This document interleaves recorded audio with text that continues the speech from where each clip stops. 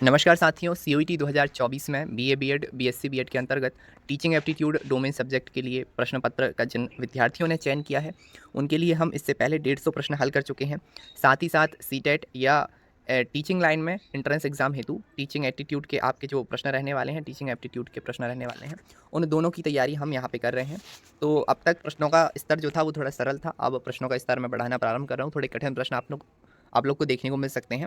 आज का आपका पहला प्रश्न है, एक शिक्षक के लिए निम्न में से सबसे कठिन काम क्या हो सकता है? अपने शिक्षण को सुधारना, शिक्षण सहायक सामग्री तैयार करना, अपने साथी शिक्षक से संबंध बनाना, विद्यार्थियों के असामाजिक व्यवहार में सुधार लाना। तो आपका सही उत्तर है विद्यार्थियों के असामाजिक व्यवहार में सुधार लाना एक शिक्षक के लिए सबसे कठिन काम हो सकता है। का अगला प्रश्न है, कभी कभी कोई विद्वान व्यक्ति भी शिक्षक अच्छा नहीं बन पाता, उसका संभावित कारण क्या हो सकता है?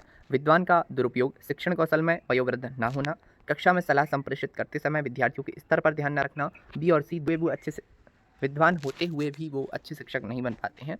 तो बी और सी दोनों कारण हो सकते हैं।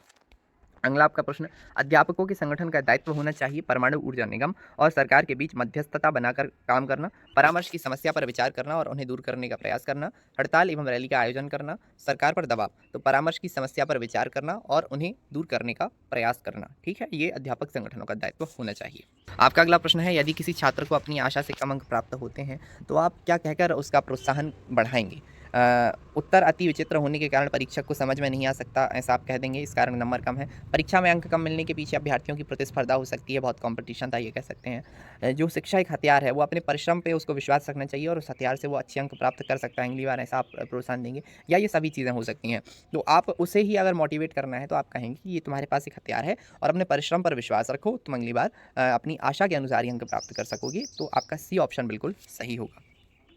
अगला आपका प्रश्न है, शिक्षण व्यवसाय अन्य दर्शनीय स्थलों से उत्तम है क्योंकि उत्पाद का मूल्य निर्धारित नहीं किया जा सकता, यानी जो प्रोडक्टिविटी है, शिक्षक जो टीचिंग दे रहा है उसका आप मूल्य निर्धारण नहीं कर सकते कि ये कितना महंगा है।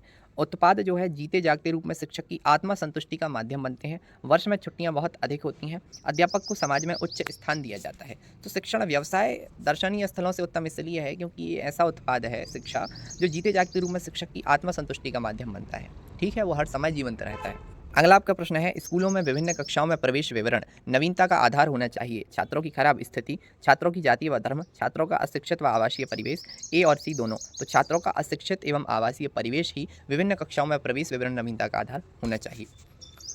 अगला आपका प्रश्न है, उत्तरदायित्व की भावना को निम्न में से किस पर ध्यान नहीं दिया जाता? काम के लिए लोड ना लें, काम को समय से पूरा करें, काम को सुंदरता के साथ मध्य रात्रि में पूरा करना या काम करके प्रशंसा का अनुभव करना। तो काम की सुंदरता के साथ उसे मध्य रात्रि में पूरा करना, उत्तरदायित्व की भावना ऐसी रहती है जब इस सारी चीज़ों पर कोई ध्यान नहीं दिया जाता कि काम पूरा तो करना ही है, अच्छे तरीके से करना है, चाहे कितनी भी रात्रि क्यों ना हो जाए। ये आपका सही उत्तर है। आपका प्रश्न है, शिक्षक प्राधिकरण की रक्षा संबंध में आपके क्या विचार हैं? ये विद्युत नहीं है, ये अध्यापक है यहाँ पे, ठीक है। तो आपका सही उत्तर है, शिक्षक अधिकार की रक्षा समाज की जिम्मेदारी होनी चाहिए। आप प्रश्न है, असामाजिक लोगों के साथ आपका व्यवहार होता है मिलनसार के रूप में, सुधारक के रूप में, आलोचक के रूप में या सामान्य रूप में? तो आपका सही उत्तर है, सुधारक के रूप में आपका उनसे व्यवहार होता है। आपका अगला प्रश्न है, दुख हो या सुख लोगों को रहना चाहिए, आपका इसमें क्या मत है? दुख में दुखी हमेशा हंसते रहना चाहिए, दोनों स्थिति में एक समान, या सुख में सुखी, तो दोनों ही स्थिति में एक समान होना चाहिए। सभी का यही मत होता है, फिर भले ही वो ऐसे रहते ना हों, ये उनका व्यक्तिगत विषय है।